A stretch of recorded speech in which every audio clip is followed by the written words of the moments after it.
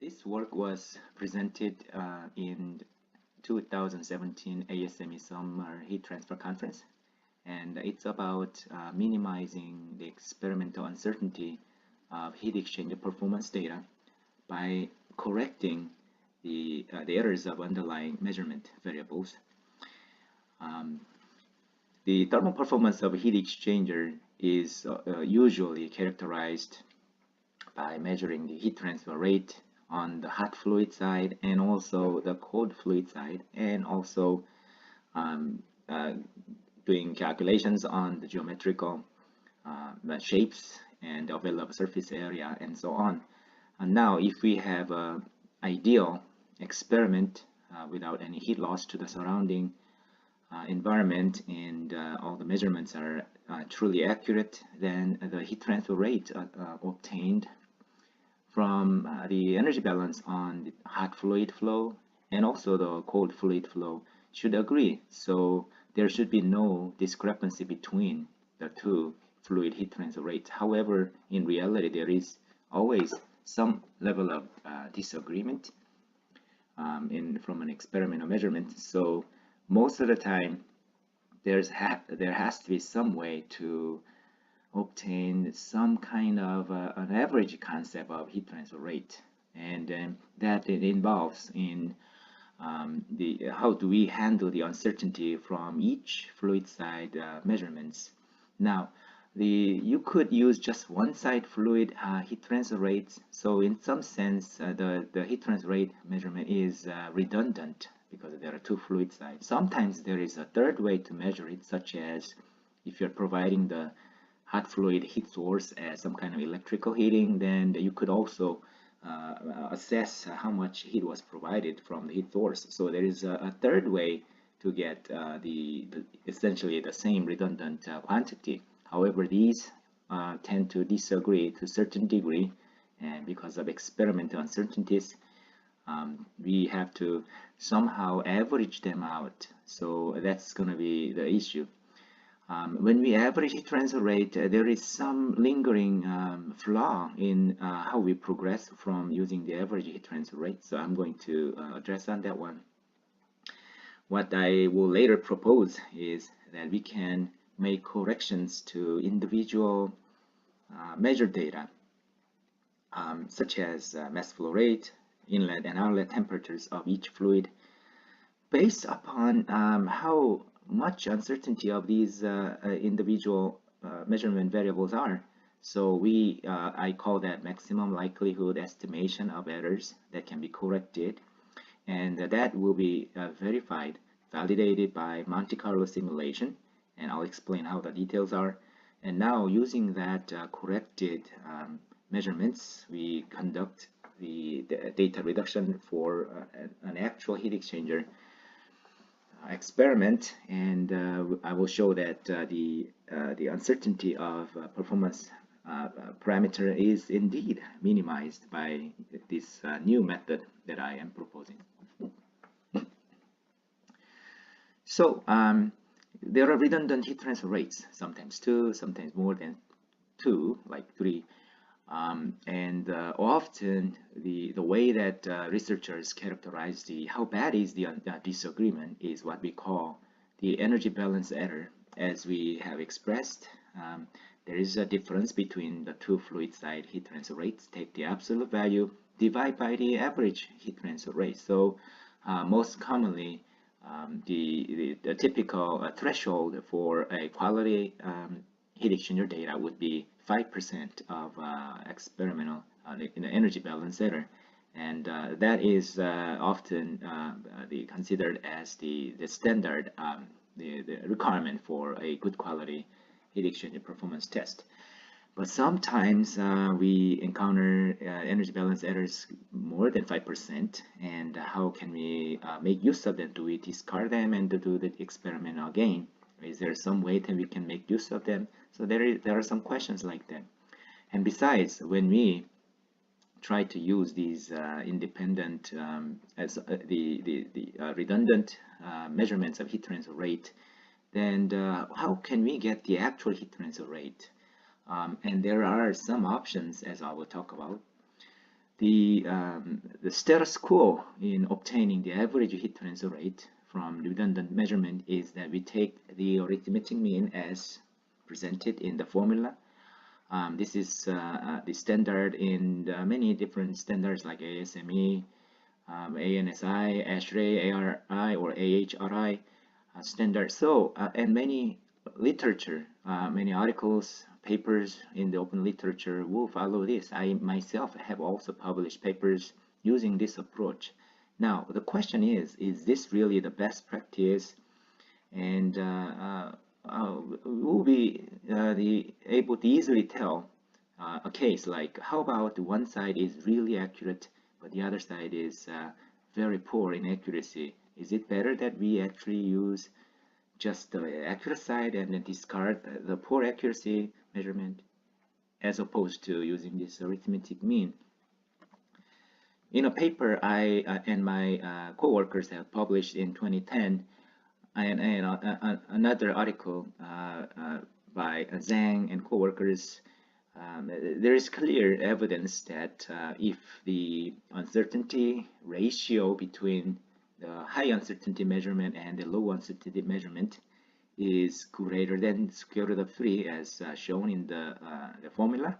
So the delta means the uncertainty, and Q is the uncertainty of that Q measurement. So if the uncertainty of Q2 is more than square root of 3 times larger than the uncertainty of Q1, then we should just go ahead and use the Q1 instead of the arithmetic mean, because the combined uncertainty would be even greater than just using the accurate side. So so this is a case showing that sometimes it is better just to use one side and discard the other when we have redundant heat transfer rates, as opposed to the arithmetic mean. Now, but how about they are not as different as more than square root of 3 in fraction? Or do we really want to discard the data with large uncertainty? Because to a certain degree, they still bring some value. So our hope is that can we make some use, regardless of how large the uncertainty is, all the redundant measurements. So this is a proposed way that we obtain the linear weighted averaging method, weighted linear averaging method that I have published in 2010, where the high temperature side heat transfer rate, low temperature side heat,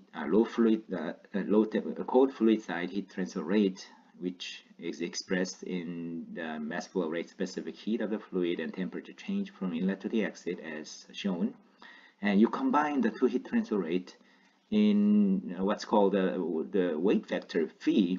So phi, QH is multiplied by phi, and the QC is multiplied 1 minus phi, so that the weight is placed kind of at a total of 100%.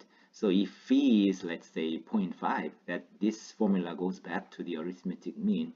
And however, you can change phi in a way that the uncertainty of Q average could be minimized, and preferably you can say if QH is accurate, QC is inaccurate. With large uncertainty, you would have more weight on QH and then less weight on the QC, like that. Turns out that we can prove that the weight phi, which is for the QH side, can be expressed like this. So if we know the uncertainty of QH and QC, you can get this the formula calculated, or you can rewrite it like that, and that will give you the minimum uncertainty of Q average. So that seems like a very perfect solution and elegant. And furthermore, if you have more than 2 redundant measurement, you can just extend it easily. So that formula is also elaborated in the 2010 article. But here the question is, I thought this had solved all the concerns about the uncertainty of redundant heat transfer rate measurement, but it turned out that even after using this Q average linear weighted linear averaging method based Q average, the uncertainty of other performance parameters were still problematic, like the overall heat transfer coefficient or Coburn J factor. So what is the problem?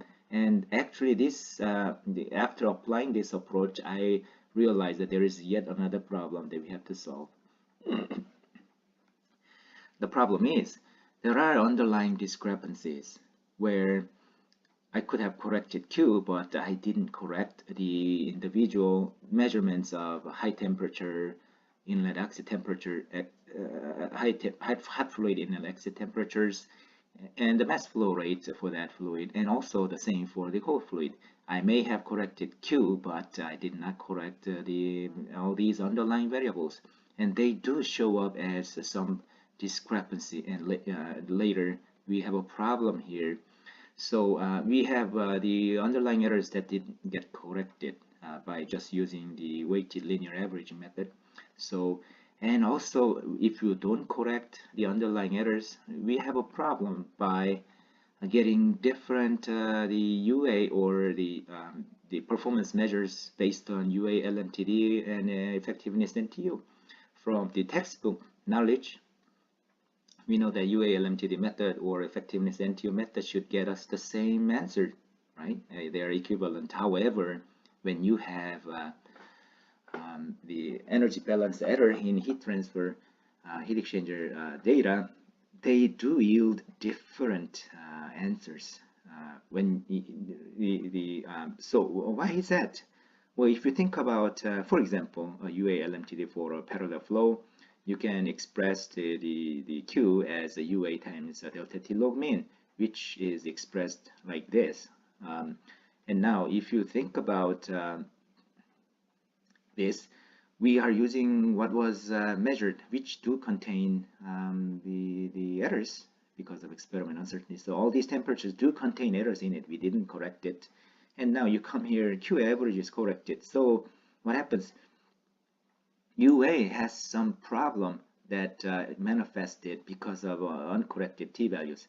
It turns out that if you look at further, the temperatures were used without corrections. Q taken as some kind of average. It means that the underlying error is just corrected by m.cp, which is kind of indirectly. Same goes for the cold fluid side.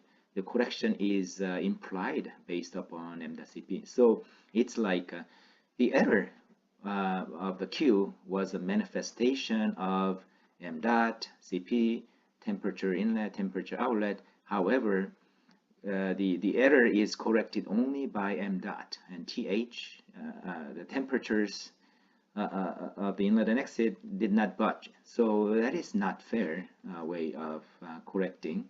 Same goes for the cold fluid side. It was only corrected by mass flow rates. So only one out of the multiple underlying variables took the blame, and the others just stayed as they are. If you use the effectiveness NTU, here is a formula for the effectiveness definition, and this is the relation for the parallel flow.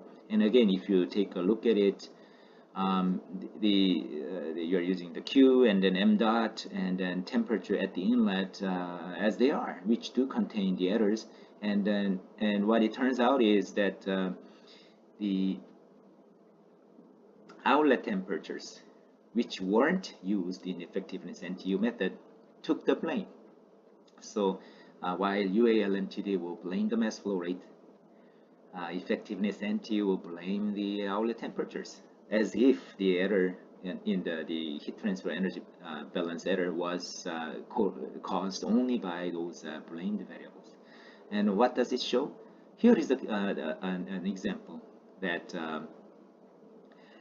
if you have a parallel flow heat exchanger where you have air on one side, water on the other side, and let's say air was hot and water was cold fluid, then we have some inlet exit temperatures and mass flow rates, using the properties corresponding to this, we realize that there is some a few percent energy balance error, as you can see. And then let's say you use the some kind of weighted linear averaging method. So if phi is 0.5, then that will be the arithmetic mean. When you do that, there is discrepancy of UA you get from the NTU method as opposed to LMTD method. And they do vary depending on the value of how much weight that you place on the QH and QC. And there is discrepancy, and this does not happen if you have no energy balance error. As you look at this, let's say I kind of arbitrarily corrected one of the variables so that both the fluid have the same heat transfer rates. It turns out that it doesn't matter what weight factor I use, the UA LMTD and the effectiveness NTU method yielded both the same UA values. So this is what we thought was happening according to what we know from the textbook, but in reality, because of there's energy balance error, even with some kind of method for the minimizing uncertainty of Q average, we still have the discrepancy of the UA. And that may be sometimes like a few percent, but you can even see that this can be like really problematic, like more than 10%, as you can see. And now, so what would be the best way to divide up the blames, per se? And then it's like, can we blame everybody in a uniform way, and then is that fair? Or how can we kind of most appropriately distribute the contributions from each measured variable, like m dot and temperature inlet, temperature outlet? So that is the key in solving this problem. So what can we do? We are going to use the uncertainties of individual measurements. Say if one measurement variable is very, very accurate with low uncertainty, and the other measurement variable is pretty high in uncertainty, what we will do is we make more correction on the variable that has more greater uncertainty, and then smaller correction on the variable with lower uncertainty. So this would be the true fairness way. And can we do this? Yes. Why? Most the standard procedure for conducting experimental tests on heat exchangers, it is expected that the researchers would evaluate and record the uncertainties of individual data, like the temperature sensors, mass flow sensors, the pressure sensors, and all. So those data are already available to the researchers who have obtained who have conducted the experiment. So it's only means of we employ this the corrections method for the existing the data that we have obtained. So here is the idea: how do we estimate most likely errors of individual measurements? So here we can see the Q average is obtained by the weighted linear averaging method. The phi is obtained according to the 2010 paper, like here. Knowing the uncertainty of individual QH and QC, we can get the weight, which will minimize the uncertainty of Q average. So with that, we assume that Q average is most likely the true value, and then that means this QH is what actually was measured with the data that contain error, and Q average is most likely true value. So this difference would be the correction of QH. How much correction of QH comes for individual errors? So this is how we go. QH is what has manifested, which contains m dot of the true value plus the error of the m dot multiplied with the specific heat. I kind of omitted the error of specific heat, but this could also be included if we indirectly consider the specific is a function of the fluid properties like temperature. So this could somehow make a minor impact, but here for simplicity I kind of excluded CP effect. Now temperature inlet and outlet, of course there is true value, but there is error due to uncertainty, and this much error was added to the true value. Same goes for the outlet temperature. We can see the manifested temperature or measured temperature contains the true temperature plus the error due to uncertainty. Now that combines to manifest QH. And if we consider Q average, which has the least uncertainty given the information, we can approximate that as most likely true value, and we take it like the true expression. And if you compare the QH and Q average, which has a difference of delta Q, you can take the difference, and this is what we get. So the delta Q, so heat transfer error manifested as you compare the QH and the most likely true value, which is the Q average. You take the difference, and this is the equation that you get. Now, presumably, we can say that the uncertainties are rather small as opposed to the actual magnitude of the value. So if you consider that, then anything that contains the delta squares, like m dot, delta m dot, and delta t, so these terms would be insignificant. So we can drop these terms, and then as a result, we have the remaining expression, which is this. And what does it mean? The error that is contained by m dot, an error contained in the temperature inlet, error contained in temperature outlet, will make this combined contribution of a heat transfer error. So, and this is the equality constraint. We can pick m dot, the error of m dot 8, m dot, and then t inlet, t outlet, but there is a room that you can only you have to pick the correction such that the collective correction on the Q is this much. So there is the constraint. And how are we going to use this? This is the next thing, that we express the collective error by sum of squared weighted residuals, which is the error manifested divided by the uncertainty of that variable.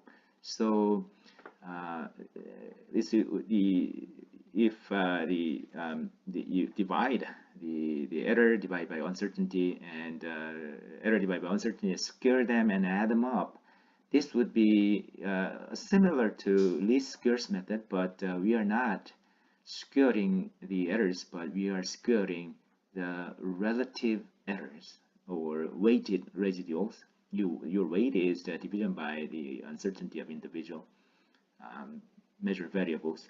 So you want to minimize this with a constraint that you satisfy this equality. And when you have a multivariate optimization problem with an equality constraint, one of the calculus-based technique is the Lagrange multiplier method, where you would combine the equality constraint with the objective function in this manner. So this is like a modified objective function, which now is unconstrained. However, here our independent variable is the delta m dot, delta t inlet, delta t outlet, and lambda, which is a Lagrange multiplier.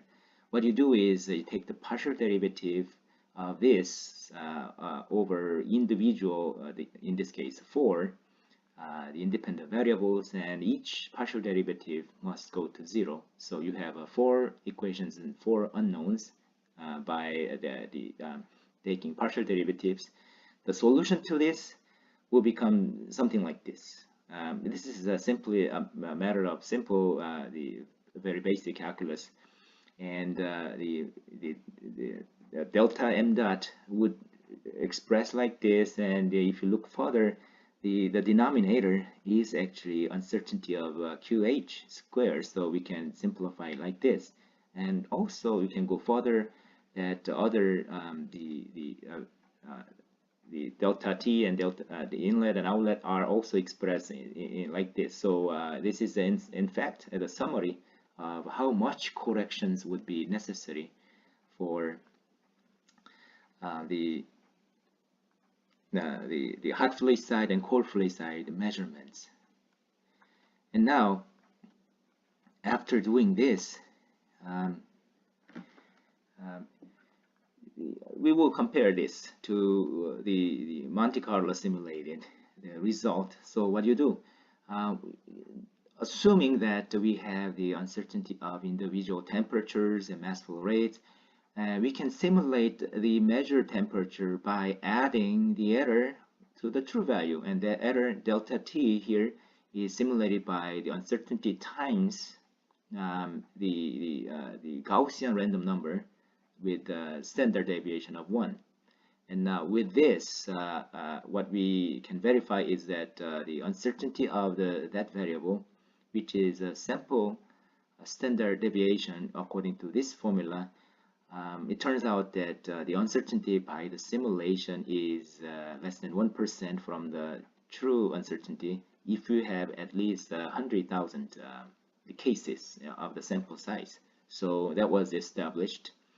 And here is a demonstration of what Monte Carlo simulation validated of what we solved by the Lagrange multiplier method, that if you are this is based on actually 1 million cases, 1 million heat exchanger data actually, and depending on the combinations of the individual measurements, your delta Q may be big or small, but I divided all the cases where delta Q belongs to like these small bins, and then for each the delta Q the case, most likely the error of the outlet fluid by taking the average would exactly match up with what is expected from the minimizing the squared weighted the residuals. So somewhat squared weighted residuals with the equality constraint, and the way that I obtained does agree, right? The red dot is Monte Carlo simulation, and then the line is based on the Weiss least squares method. And now it seems that there is some scatter toward the outer range. It turns out that delta Q of something like 100 is very unlikely, rare to occur. So even out of a million cases, only a handful of cases would be as far off like this, but most of the million would fall into this mid region. So when you have large enough the sample on each of the bins, then you end up matching the weighted least squares based most likely errors very accurate. If I made the sample size longer, like instead of million, how about 10 million, then I will further make these dots match up with the predicted the most likely errors. So this does verify how Monte Carlo simulation predicts exactly the same amount of most likely error given the error in the delta Q, the heat transfer rate. Here is some demonstration of the how then does it appear in the measurement, the prediction of UA value, which UA is in a sense an indicator of heat transfer capacity, capability of a heat exchanger. So with some given configuration, say counterflow heat exchanger, and NTU value is this, number of transfer unit, heat transfer rate is this, optimal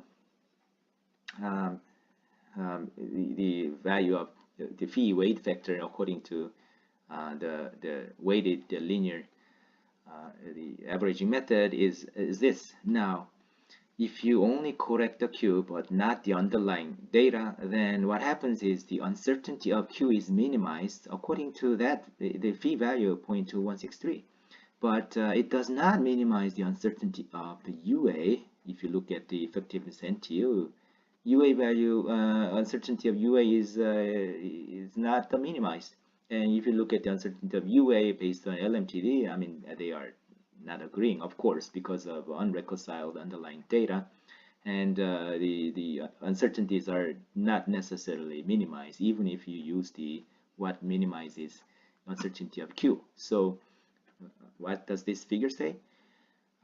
If you use weighted linear weighted averaging method for the average heat transfer rate. That does not minimize the uncertainty of UA value, even if U or Q was the uncertainty of Q was minimized. So how do you fix this?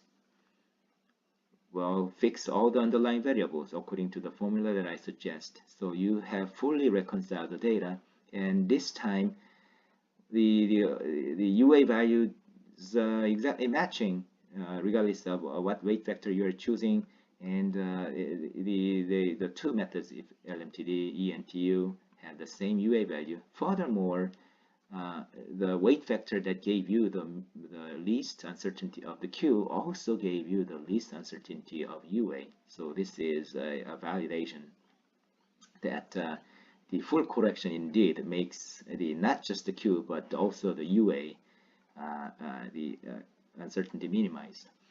I went ahead to further analyze experimental data for a brazed aluminum heat exchanger where you have a configuration like this. Top and bottom fluid headers, so the inlet and exit headers, and you have flat tubes rising in parallel and corrugated aluminum fins with louvers. This is similar to automotive radiator or air conditioning evaporator for automotive applications.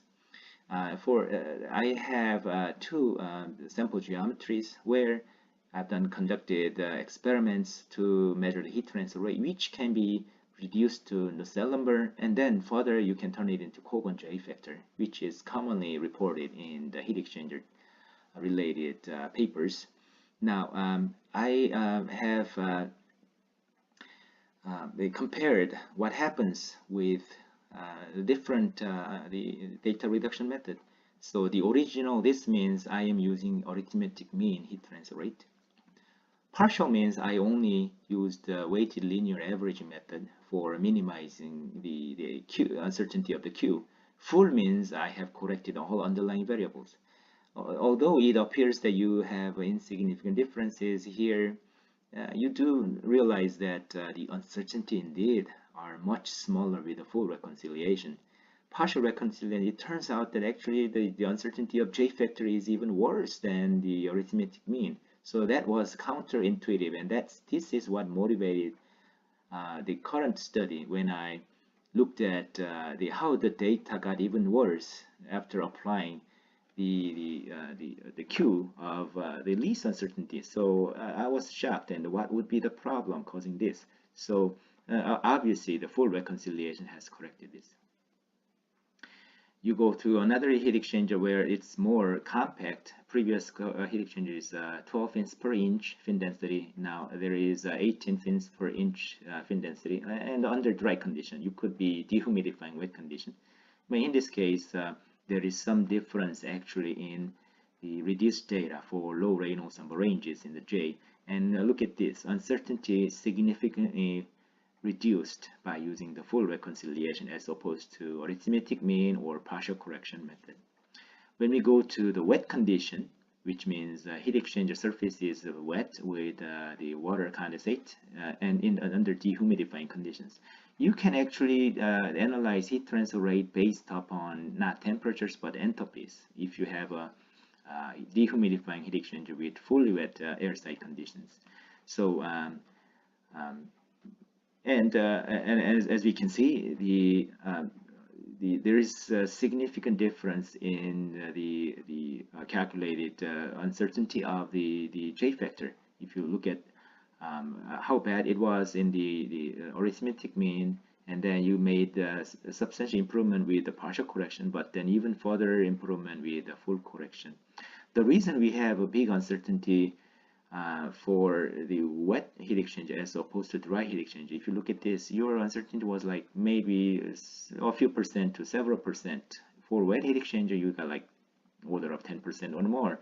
This is due to the difficulty in accurate humidity measurement on the air side, and that manifests as the big uncertainty on the air side heat transfer rate. So in summary, the redundant heat transfer rates could be combined in the most the accurate way so that our resulting the uncertainty of heat transfer rate and other indicators could be minimized. And the benefit of the proposed full data correction method is that there is no discrepancy between ENTO or UALMTD. That's one thing. The other is the performance indicator like heat transfer rate, UA, convection coefficient like H or Coburn J factor.